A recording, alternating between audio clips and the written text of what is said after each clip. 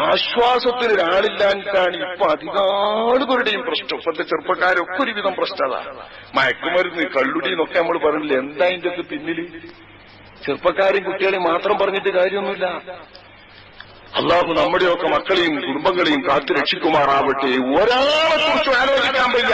ഏത് ചെറുപ്പക്കാരും കുട്ടികളും ഏത് നല്ലൊരു മനുഷ്യന്റെ അരിയർക്കാക്കാന്റെ മൂലർക്കാക്കാന്റെ മക്കളെയും ലേശം വലിക്കാത്ത, ലേശം നകത്താക്കാത്ത, ഒന്നും അർത്ഥമാക്കാത്ത, എപ്പോഴെങ്കിലും ഇതിനൊന്ന് അടിമപ്പെടാത്തവരുണ്ടോ എന്ന് ചിന്തിച്ചാൽ 20-25 വയസ്സായവരിൽ ഉണ്ടെന്ന് പറയാൻ കഴിയില്ല, ഇല്ലെന്ന് പറയാൻ കഴിയില്ല. ഉണ്ടെന്നേ പറയാൻ കഴിയൂ, ഇല്ലെന്ന് പറയാൻ കഴിയാത്ത വിധം വ്യാപകമായിരിക്കും.